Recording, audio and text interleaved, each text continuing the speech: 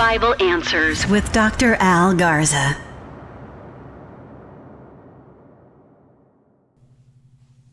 All right, welcome back to Bible Answers Unfiltered podcast. I am your host, Dr. Al Garza.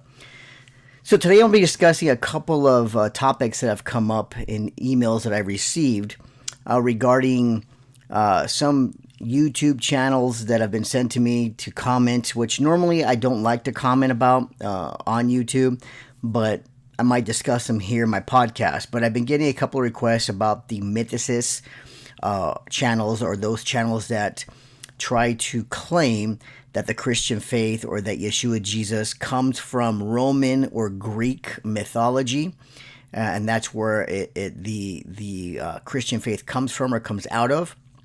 Now, recently I wrote a handbook, basically refuting these claims, because a lot of these mythicists have no idea what they're talking about. Now, some of these channels, they do bring on other non-Christian scholars who more atheistic, agnostic, liberal, scholars who hold to more European German concepts about the New Testament and the Christian faith. And this is where it gets tricky, because these scholars, yes, we as Christian scholars might agree with non-Christian scholars on the basics of textual criticism, how we got the New Testament, manuscript, all these different areas. But of course, our conclusions are totally different. And so what we find is that we can agree on the academics of the scriptures as far as how we got them or how they evolved, but our conclusions on that, we might feel that these reflect the preserved, these are reflecting of the originals in a preserved way, so that we believe that we have enough copies to show that the New Testament, and even so much as the Old Testament, but the New Testament was preserved, and what we have goes back to the originals, and we can reconstruct them to know what the originals said. Now, does that mean that we have every word for word what the original said? Of course not. No serious scholar would ever agree to that. But when it comes to the story itself, what the New Testament is trying to say, then we can say, yes, we can reconstruct and bring out what the text is saying and what it's trying to say. And so this is where we would probably disagree, is that we put our faith and trust that these are reflecting the originals in a way of preservation. Therefore, we put our faith and trust that what we have is what it says, and it is truth. And yes, we put our faith and trust in Yeshua Jesus as our Messiah. That's a separate concept and idea. We don't need to be in the first century, they weren't walking around with the New Testament.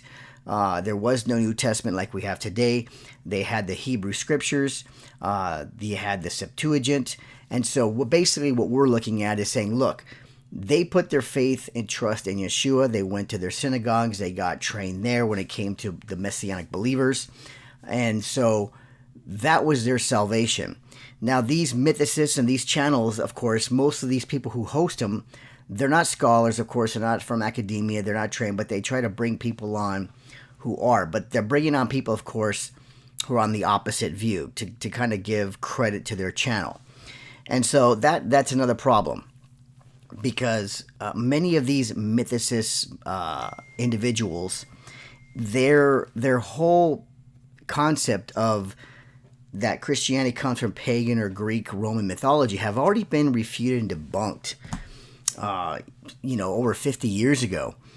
And these are not new concepts. In fact, if you look at these ideas of the pagan background of Christianity and the Q source documents and all these different ideas, these ideas come in the early 19th century by German or European scholarship. They do not come prior to that in the historic Christian tradition or the early church, or they don't find these ideas going back over 1,500 years. They didn't exist. So these are new ideas and concepts by German scholars who are trying to now, refute the New Testament or the Christian faith with these ideas. So they have no historical foundation.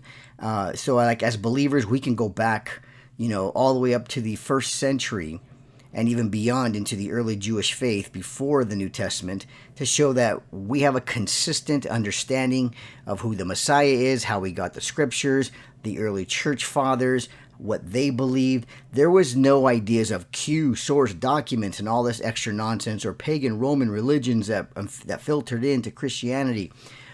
Those ideas are all new. So that should tell you something right there. These are new concepts, new ideas that did not exist. Now, with that, let me say this. These individuals who make these claims and who have these channels, of course, they're not trained individuals in the scriptures. They're not trained in academia and scholarship, even though they bring people on, they themselves. And this goes to a more broader problem that I will address. Most of the people who have blogs, who write blogs, who have YouTube channels, who try to refute Christianity or refute what we believe, like the Trinity or the deity of the Messiah, the preexistence of the Messiah, these people who do this are just everyday layman people. They use the Google search engine to get their answers from third-party individuals. I have dealt with these people for a long time. And what you're going to find is that they will copy and paste third-party websites who, even though they get it wrong, they think, they agree with me, therefore I'm going to copy and paste and put it over here on my answer or my blog post or cite them. And this is sad because, yes, if you are a trained scholar in academia, it costs money to get academic sources, peer-reviewed sources to study and look at and so forth. It's not cheap. So I understand that these individuals might not have the money or the access to get real academic peer-reviewed materials, but that's no excuse to go and just base their whole beliefs mainly on reading the Bible and then looking at Google to find their answers to try to refute Trinitarians when they don't know the languages themselves. They're not trained in basic fundamentals of the hermeneutics and the early church fathers and all these things they are not trained in, yet they believe because they can Google something and they find somebody that might agree with them, and then they copy and paste or use them as a source and third party. Many times I find that even they're wrong. Their source is completely wrong. That they're just taking pieces of some quote or something and ignoring the actual source behind it.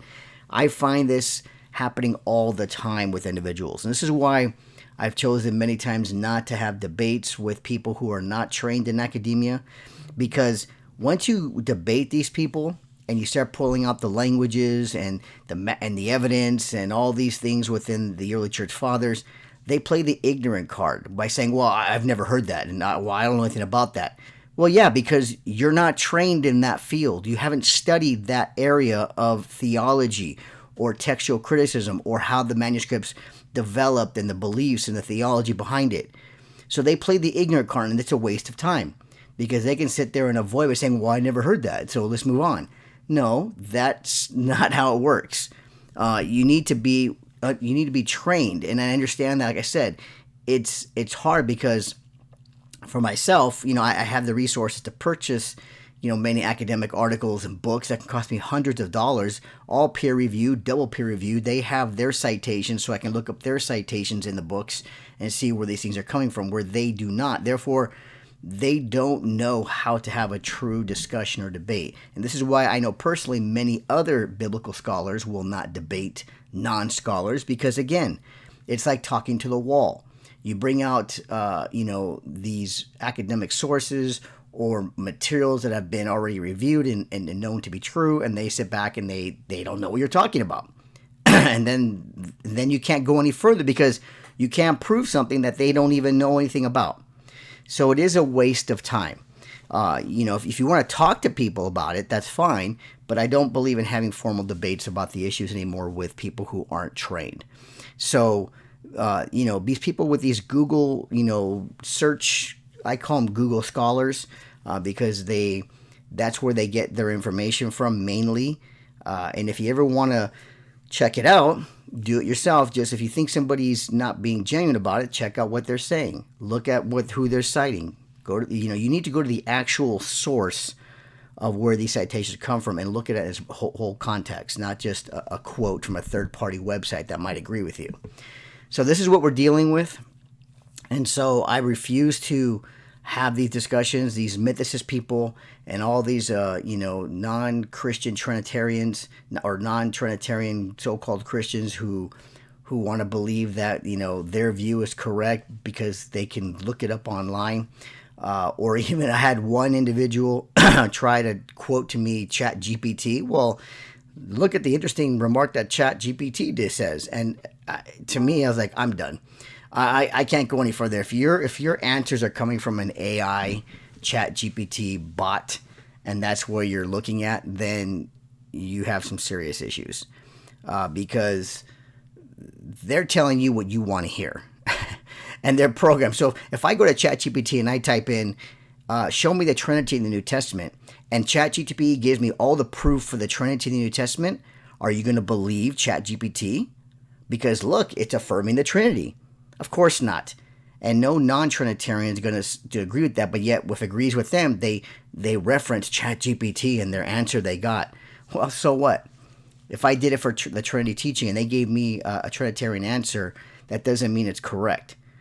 So simply asking an AI bot to give you the answers you want doesn't mean that they're telling you the truth. This is why the internet is getting dangerous as far as the web, the Google and the growth of all these things, because it's dumbing people down from actually doing any real scholarly research. And this is where we're getting into some dangerous territory, because this is going to deceive a lot of people who like to pretend that they know what they're talking about, because, again, they can Google it. They can look it up online and find people who agree with them without really doing any serious research or work on the topic or subject. So, again, this is why I don't do any kind of real serious debates anymore with individuals who are not trained. Now, if there's a biblical scholar out there that want to have a discussion or a debate on a topic, then yeah, I have no problem. Because now I know that if I bring up something that they would probably be familiar with in the academic community, and we can have a discussion on that. We might disagree in the end, but at least he knows what I'm talking about, and at least he can know that where I'm coming from and not just play the dumb card or the ignorant card saying, well, I never heard that, or I don't know anything about that. So at least a real scholar we can dialogue and interact. And we can have, we might disagree at the end, but again, at least we know where each other's coming from in the language. So this is why it's getting dangerous out there. I think we need to, I hate to say it, but sometimes avoid having real conversations with people who think they know more because they can look it up online. Again, people dedicate whole blogs on refuting Christian thinking or theology. Some people have a whole blog refuting the Trinity or the deity of the Messiah. They themselves are not trained in the field of theology or biblical studies or anything like that, but they feel because they can look things up online and Google it, and they have their Bible, they can just dedicate whole blogs. And if you actually look at what they're writing, if you're not careful, you can be deceived. A simple academic check on what they're writing will completely show you they don't know what they're talking about half the time, more than half the time. So again, I've dealt with these people before in the past. I've had blogs written about me that I've looked at, and I couldn't believe half the things they're saying. A lot of it was misinformed, lies, things I said or didn't say. They themselves didn't know the language of the Hebrew or the Greek or the Aramaic, and yet they're misrepresenting the language in their blogs, and that deceives people, because only people who agree with them will read it and say, great job, because they agree with them. They don't even know what they're saying is wrong. So this is why it gets dangerous, and people's lives are pretty much at stake when it comes to their eternal salvation in many cases. So again, I don't take them seriously anymore. They can criticize me all they want, but individuals like that, I can't waste time on. I got a lot of things going on. I'm working on these Hebrew New Testament manuscript translations. I do have other things happening. I'm back in school looking for another PhD so I can finish my doctoral dissertation on the language of the search for the language of the New Testament, looking at the Hebrew manuscripts and historically trying to put back to where the first century language was in the sense of Hebrew and the Greek and the Aramaic. So right now I'm finishing up my master's program and then going into my PhD program. So I got a lot on my plate. Plus, again, I do own other businesses, so I have a lot going on. Plus my family life, which keeps me busy as well. But I try to keep everybody updated on what I'm doing, and I appreciate all your support and prayers and emails. And I have no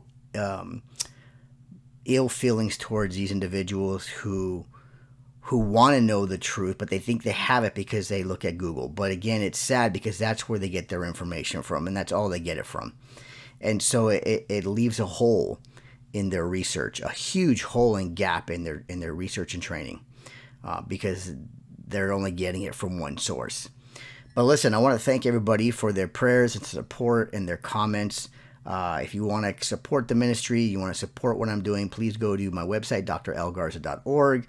You can buy a book, and all the proceeds go right back into the ministry.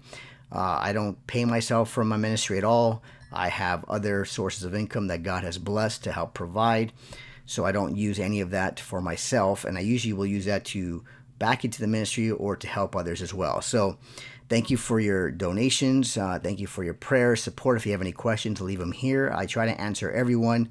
Sometimes people don't like my answers, but I'm sorry, but you know, this is how it is nowadays in the world of AI and Google. So I want to thank everybody again. Again, go to my website, leave a question or comment, email me. If you have any other concerns, you can give them to me here on my YouTube channel. Please like, share, and subscribe. It really helps the growth of this channel. And I want to say thank you to everyone. God bless, and we'll talk to you soon. Bible Answers with Dr. Al Garza.